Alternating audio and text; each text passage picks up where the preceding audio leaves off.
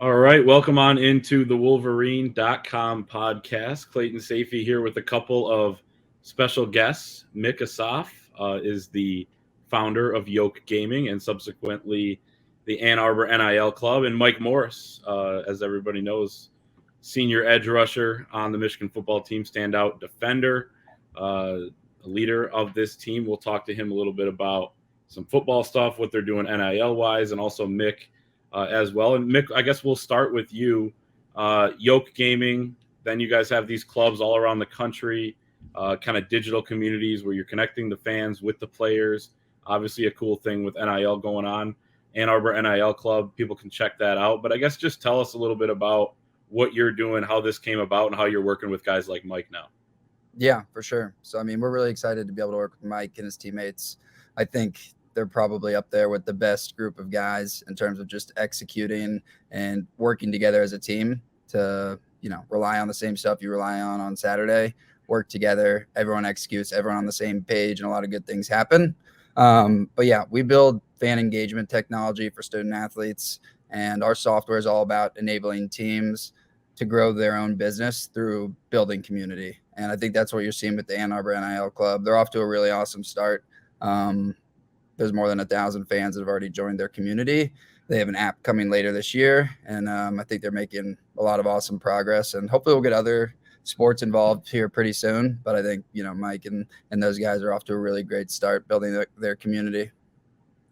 Mike, from a player's perspective, you guys have a ton going on, football, school, other NIL opportunities. I guess why was this a fit for you guys, and how did you guys get involved? It's easy access. They made it easy for us. They hit us up and had us on a Zoom call. It sounded interesting, and they made it as easy as possible of how we can get paid and how we can have easy fan interaction. So it was just something that was very easy for us. Knowing that our schedule was very hectic during the season, so it gets very very hectic during the week on weekends as well. So this was just something that was very very easy for us and for them to just provide us, excuse me, with money. So, Mm-hmm. so it was something that we're very appreciative of. For sure. Mick, you mentioned it with Michigan, and you have, I believe, dozens of these around the country. How does Michigan stack up? How pleased have you been with how things have gone? And what does it say, I guess, about not only these players, and I believe it is almost every guy on the team, but also the fan base and how they've kind of embraced this thing since the jump?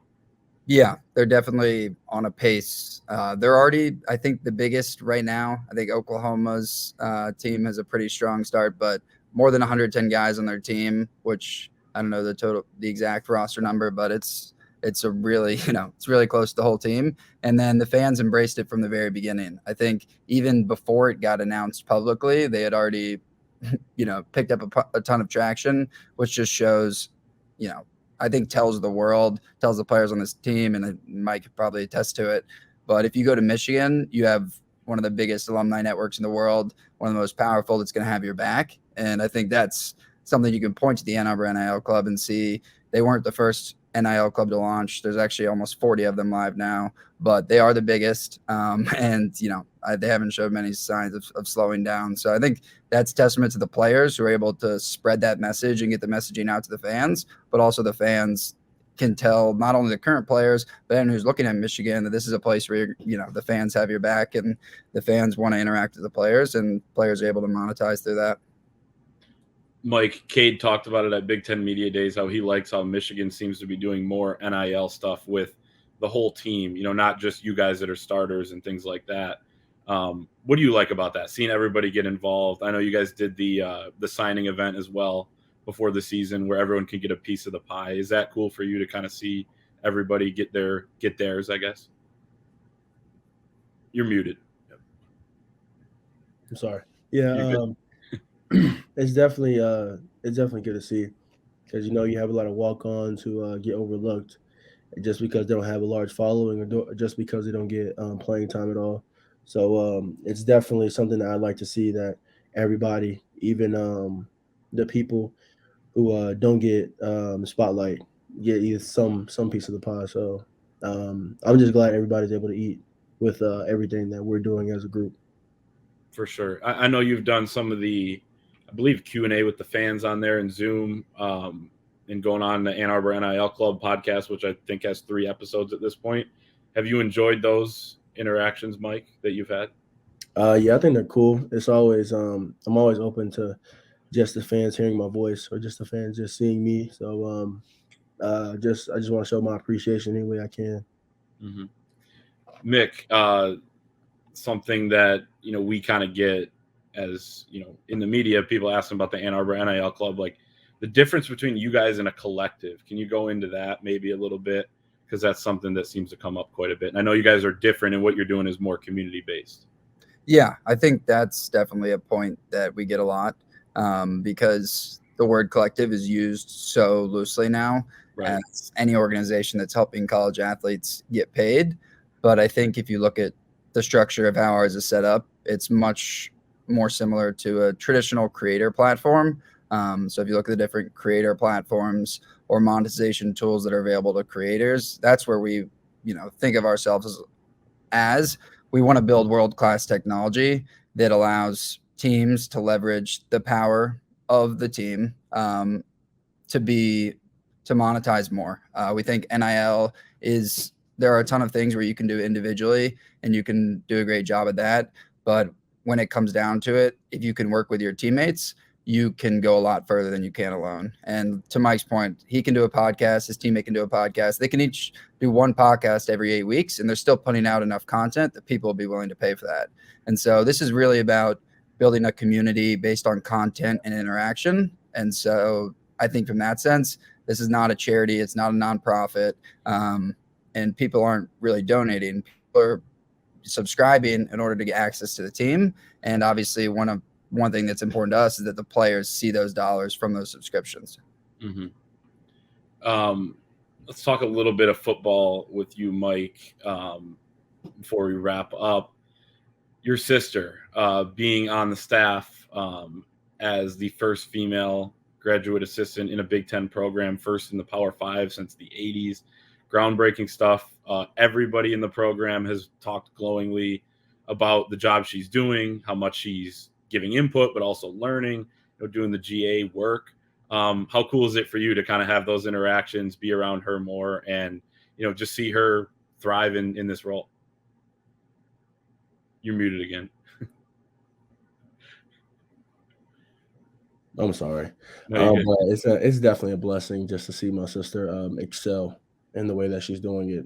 Just being a trailblazer, and I couldn't be more proud of her as a brother, as an athlete, and as a woman. And she's just she's just amazing.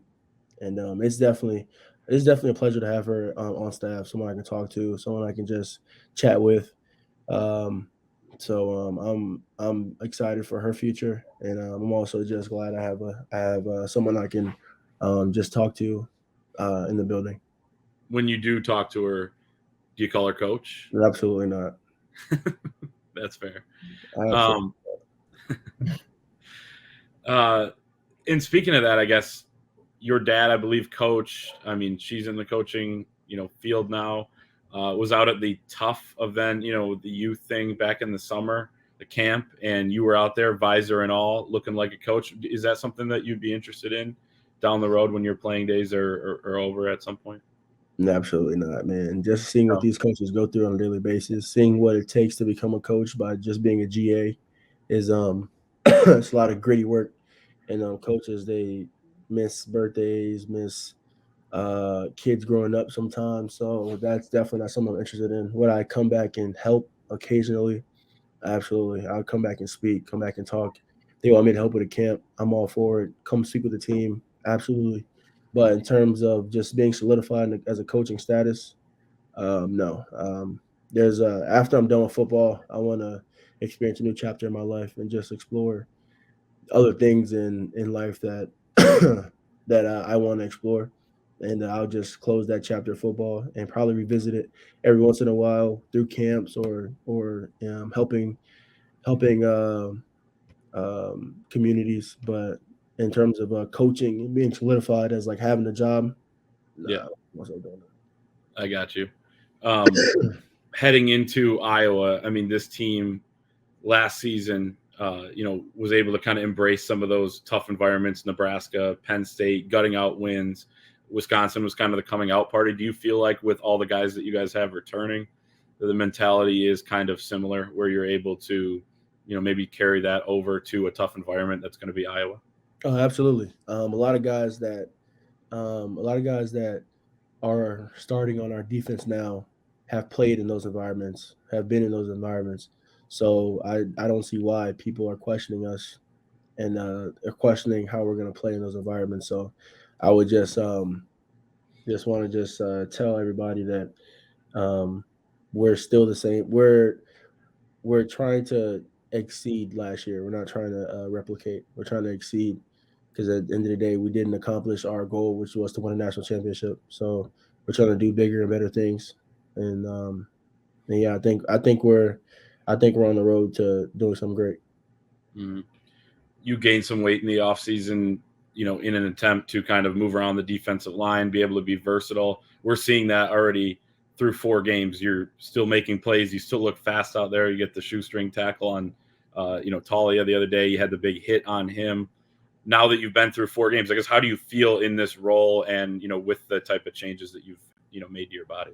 I feel good. I feel really good. I just credit all to our strength staff and our nutrition staff. They've done an amazing job with just me specifically, and with a bunch of other guys. But yeah, I told them what my goal was and what I wanted to do, and I just took it on and got with Coach Herb and Abigail, and didn't stop. And I just thank them for just helping me along this process. But yeah, I feel great. I feel great. The turnover buffs. You got the strip sack in the first game, but DJ picked up the ball. First of all, do you like the turnover buffs? What's that tradition like that you guys have started this year? And 2, did you get to wear them on the sideline? Because I feel like you should have, at least been able to split some time. Man, I didn't even know I didn't even know I had a strip sack. I didn't know. I just happened to hit him, and then after the fact, I'm looking at the jumbotron like, oh, I hit him. Yeah, it was chaotic in there. Yeah, I hit him. That's my. I should have been. I was in the pick with DJ, but okay. Yeah, but I should. Yeah. But I feel like the DBs are hogging the buffs a little bit. Absolutely, man. We got to get some Trenchman in there. But yeah, the buffs are nice. I recently found out it was a Detroit thing, so that makes it just the more exciting just to get a turnover and just put them on. Mm-hmm. Last couple things, Derek Moore and Iabi Oki. We're seeing more and more of those guys. It seems like. What have they been like in terms of new additions to the edge room? Have they added kind of a little bit of a flair, and do you see them improving throughout the last few weeks? I think they definitely add a lot of versatility to what we bring to the football field. Derek is like raw meat. He's just got here. He's fresh, but he's still on the cookie pan, and he's still on the cooking pan getting sautéed. And me and Jalen talk about it all the time. I'm ready. It's going to be very dangerous to see him junior or possibly a senior, and what he's going to look like and what he's going to do to the Big Ten. And we look at him every day. Every time he pass rushes against our ones or anybody, he looks very fast, very, very seasoned. And it's just like you're still a baby. So I'm just so ready to see what he can do due to the Big Ten and what he can do as a Michigan athlete. But Yabi as well. I feel like Yabi has come in and just tried to become one with the team, and he's excelling, and I'm looking forward to what he can do on the field. And he's been producing a lot, but I feel like there's a lot more of a Yabi that we can see. Mm-hmm. Last thing for you, you talked about the edge that you guys, kind of played with on the road, and all those guys are basically returning. Obviously, you lost some guys, but the fact that you guys are confident about what you're going to do, not only this weekend, but throughout the rest of the season, trying to surpass what you did last year winning the Big Ten title. From a defensive standpoint, I guess, what have we not seen, and how good can this defense be in your mind? I don't want to give up anything, but Well, yeah, nothing schematic. But I mean, you can if you want. we haven't yet played like a complete game. I mean, UConn was a good game, but we have yet to play like a complete domination of a game where we just take over, just a hostile takeover, like we did last year against Wisconsin or like some other teams. And I'm just ready for when we do that because we're capable of it. And I feel like we're better than our defense last year. We just have to put all the pieces together. And once we do, I feel like we're going to be the most dangerous defense in America. And then we will end it on this for Mick. Little lighter question for you. You went to Notre Dame. You're a Notre Dame football alum. You actually played against Mike and these guys a few years ago. Yeah, boo right there for Mike. Thumbs down. Can't fault you for it, I guess, but are you rooting for some of these guys? You've gotten to know Mike. You've gotten to know some of the other guys. You're working with them. When you watch them on Saturday at noon, are you rooting for Michigan, even though, a lot of Notre Dame guys might not be? Yeah, it's crazy as you kind of grew up through sports. I'm sure Mike sees this, but you grow up as a fan. At least I was a huge fan of NFL teams, college teams, and then you kind of end up cheering for people that you come to know and come to like. And so I was a Eagles fan, a Falcons fan growing up. Then my best friend got drafted to the Saints, and all of a sudden I had to be a Saints fan. And so you always cheer for your people. And so no doubt when Mike goes out there, all the other guys that we get to work with that are, just a joy to work with, we want them to do as well as humanly possible. We want them to eat. One day, we want to cheer for them on Sundays. And so, yeah, I mean, we're going to cheer for all the guys that work with us. It'll be hard eventually because we'll be hopefully cheering for everyone. But I mean, yeah, I mean, it's impossible not to cheer for guys that you work with and guys that you get to know. So I've definitely kind of moved to a position where it's like, if I know that guy and been able to work with him, it's impossible not to cheer for him. So wishing them luck and, hopefully get back to the playoff. And I mean, I don't think Notre Dame is going to be able to make it back there this year, but maybe one day in the future, they'll bring back that rivalry in the playoff. For sure. Good answer right there. Good answer. Mick Assaf, founder of YOKE Gaming, also the Arbor NIL Club, working with all these Michigan student athletes, and Mike Morris, senior edge rusher on the team. Mike, good luck against Iowa. Good luck the rest of the way, and we'll see you around. Thank you. I appreciate y'all.